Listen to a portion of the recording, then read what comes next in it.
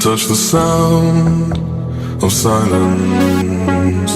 And in the naked light I saw 10,000 people, maybe more.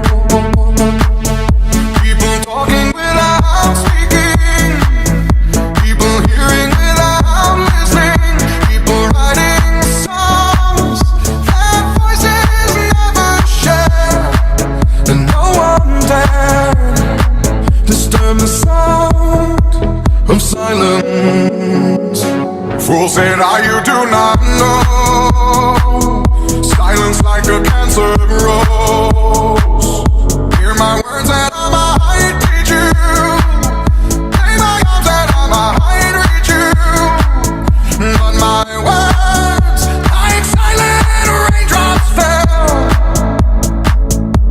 and echoed in the wells of silence.